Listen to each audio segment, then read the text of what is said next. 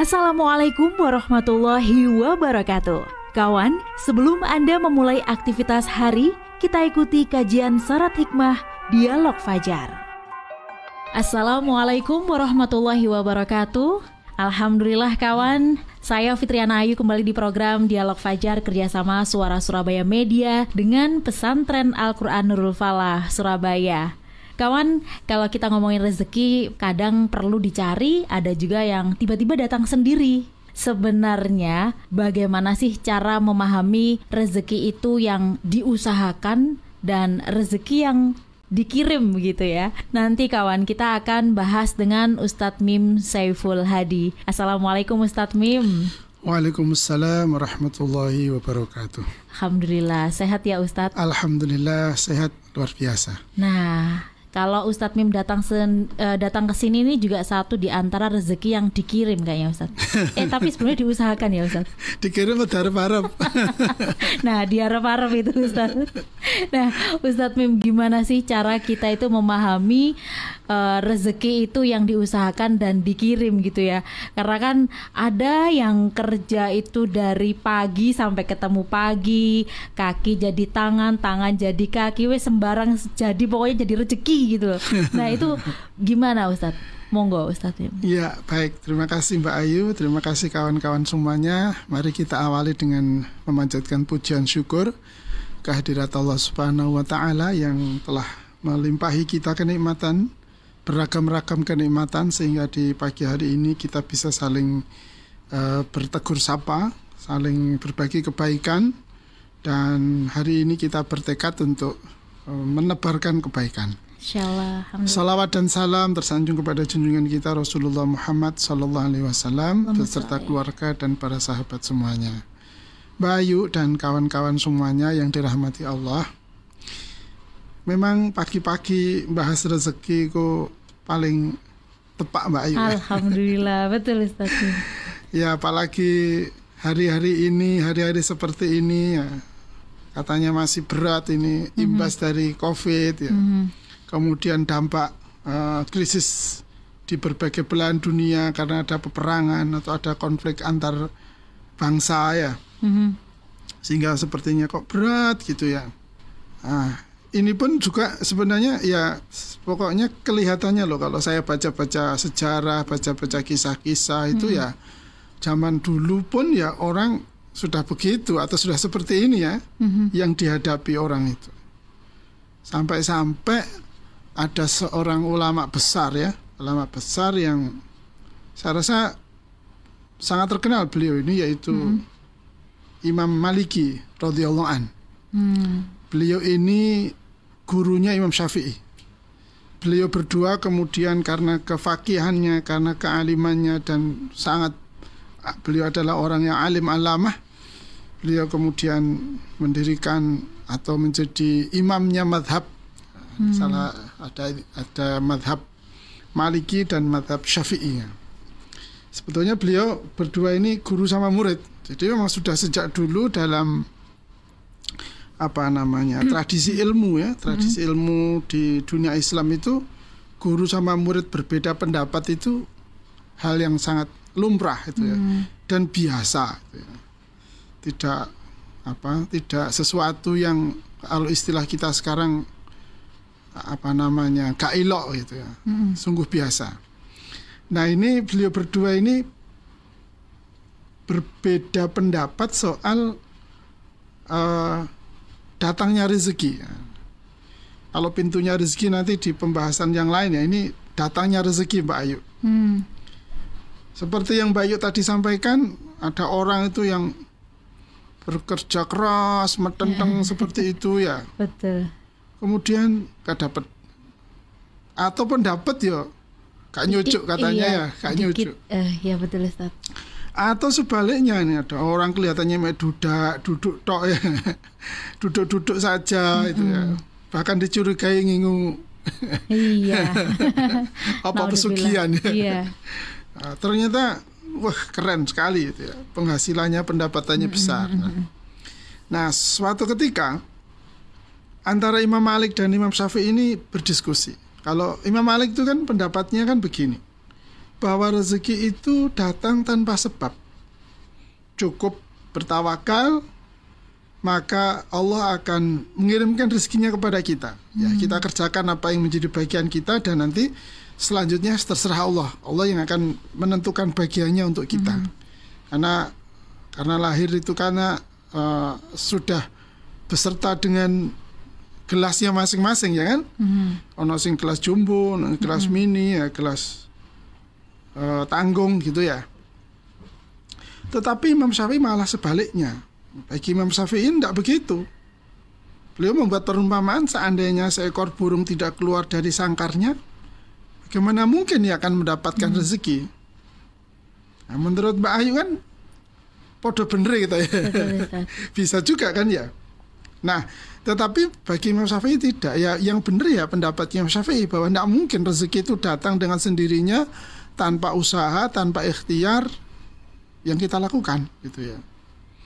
Tapi bagi Imam Malik tidak begitu ya. Rezeki itu datang, kita bisa ikhtiar, kita bisa bekerja, itu karena pemberian dari Allah. Nah itu kan, ya, kan pada kuatnya ini dasar pemikirannya itu. Nah, debat ini tidak ada ketemunya. Beliau berdua tetap berbeda pendapat. Nah, suatu hari Imam Syafi'i kan tetap ingin bagaimana Imam Malik ini ikut pendapatnya dia, gitu ya. Nah, suatu hari Imam Syafi'i ini sedang berjalan-jalan dan melihat serombongan petani yang lagi memanen anggur. Kemudian Imam Syafi'i membantu petani-petani itu yang lagi memanen anggur. Setelah selesai panen, kemudian Imam Syafi'i diberi upah sama petani-petani itu dengan sekeranjang anggur.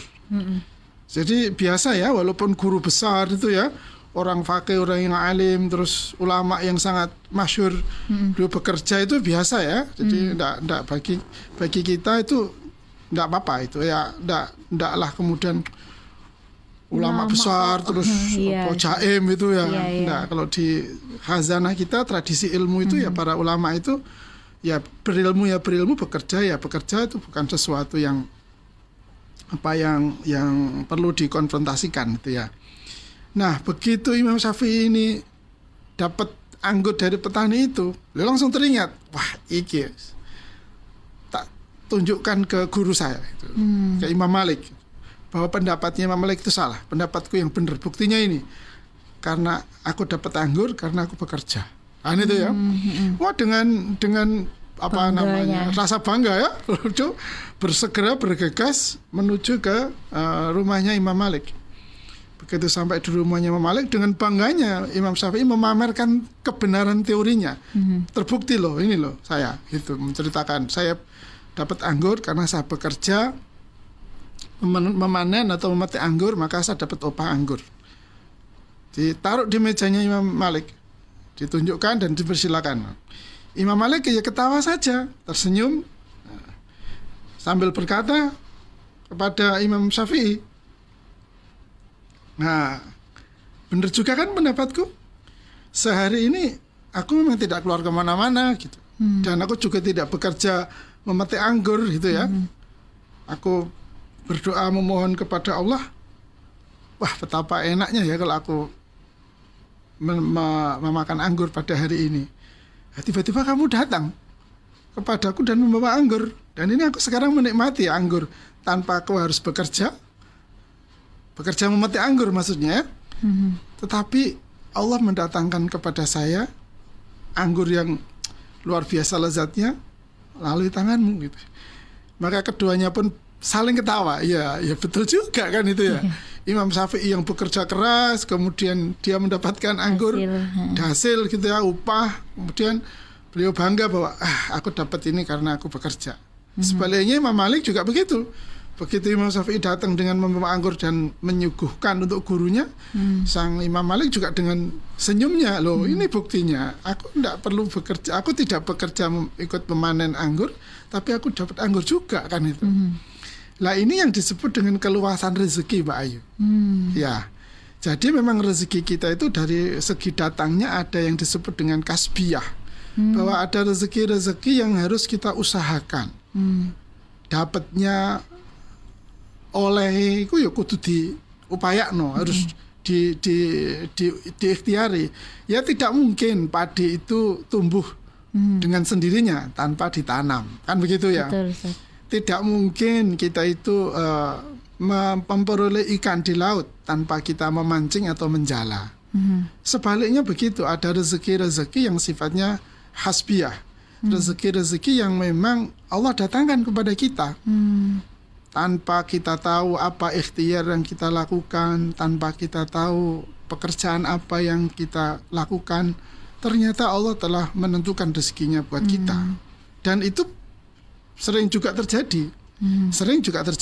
Ya, misalnya kita ada orang, kan sudah banyak itu di beberapa tayangan-tayangan ya, ada orang itu membantu orang ya dengan ikhlas tanpa berpikir, ternyata di hari yang lain orang itu yang dibantu itu beberapa tahun kemudian orangnya sukses, mendatangi dia dan memberikan itu ya.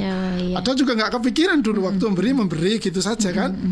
Ya, siapa yang menggerakkan orang itu untuk ingat pada yang memberi? Siapa yang menggerakkan si orang yang diberi itu untuk mendatangi kembali pada pemberinya? Dan siapa yang menggerakkan memberi sesuatunya itu besarnya, jumlahnya, nilainya? Pasti semuanya Allah yang menggerakkan itu. Maka ini yang disebut dengan rezeki yang hasbiyah, rezeki yang memang dikirim oleh Allah secara langsung dari apa yang Allah tentukan pada diri setiap orang. Maka kita sebagai manusia biasa, Mbak Ayu dan kawan-kawan semuanya, kita harus bekerja.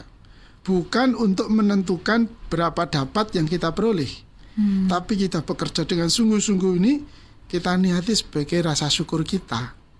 Rasa syukur kan, diparingi sehat ya, dikasih sehat oleh Allah, dikasih tahu oleh Allah, dikasih bisa oleh Allah, diberi peluang oleh Allah, ditunjukkan ada peluang, itu kan juga pemberian dari Allah semuanya itu.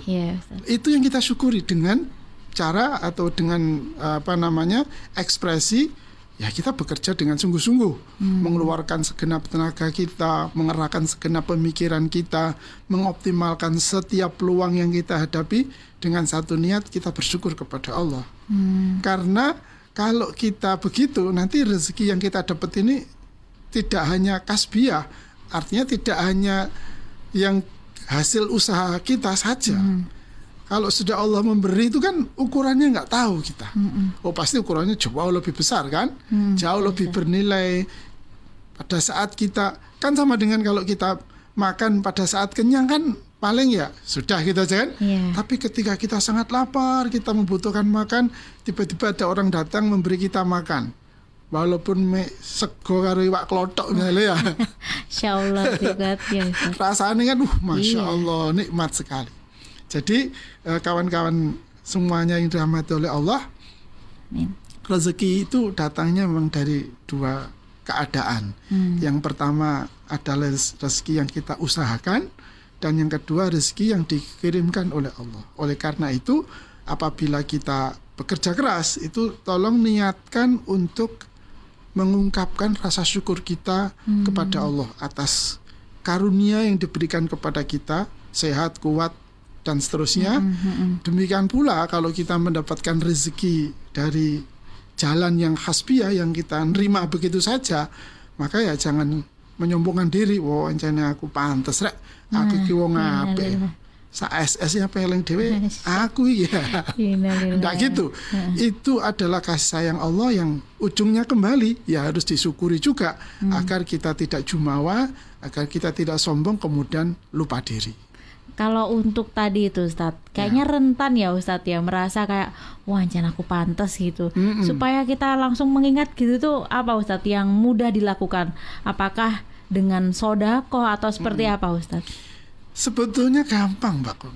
Saya selalu menyampaikan apa-apa yang menjadi tampak berat di hadapan kita, sesungguhnya gampang. Kalau ketika kita mendapat itu, kalimat pertama yang terucap dari lisan kita ini Alhamdulillah. Ya. Apa artinya alhamdulillah? Segala puji hanya bagi Allah. Berarti apa? Ya ini pemberian dari Allah. Mbak Ayu hanya sebagai perantara saja, mengantarkan anggur kepada saya. Nah, gitu kan?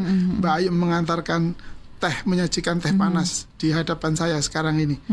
Kan alhamdulillah Mbak Ayu digerakkan oleh Allah menyajikan teh buat saya. Sehingga pujiannya hanya kepada Allah. Lah kalau begitu, setiap pemberian yang Allah berikan ini kita berucap alhamdulillah. Opo ae wis. Opo ae dhisikno alhamdulillah, dahulukan alhamdulillahnya, baru nanti terima kasih ya Mbak Ayu telah membuatkan saya teh manis yang panas, misalnya begitu. Sehingga tidak pernah putus bahwa apa yang ada di tangan kita, apa yang ada di hadapan kita, apa yang kita nikmati di di mulut kita, itu adalah semuanya dari Allah. Nah, kalau begitu, yakin nggak akan sombong dia, nggak akan jumawa dan nggak akan berlebih-lebihan, karena sadar betul bahwa apa yang ada di dalam genggamannya ini pemberian dari Allah Subhanahu wa Ta'ala. Alhamdulillah. Semoga Anda yang terus bersama Suara Surabaya juga semakin paham ya kawan, terutama untuk yang pagi-pagi ini sudah akan menjemput rezeki dan nanti kalau dapat banyak alhamdulillah, kalau belum dapat tetap alhamdulillah, gitu ya Ustadz Mim. Betul, pokoknya alhamdulillah terus ya. Alhamdulillah. Terima kasih Ustadz Mim. Ya, sama-sama. Kita bertemu di lain tema. Dan saya Fitriana Ayu juga Ustadz Mim Saiful Hadi pamit kawan. Terima kasih. Wassalamualaikum warahmatullahi wabarakatuh. Waalaikumsalam warahmatullahi wabarakatuh. Program Dialog Fajar yang baru Anda simak kerjasama Suara Surabaya dan Pesantren Al-Quran Nurul Falah Surabaya, lembaga dakwah yang amanah, profesional, dan berbasis Al-Quran. Pesantren Nurul Falah mencetak guru-guru Al-Quran dengan metode tilawati dan tahfidz Al-Quran. Informasi dan pemberian donasi hubungi 031 828 1278 atau nurulfalah.org. Wassalamualaikum warahmatullahi wabarakatuh.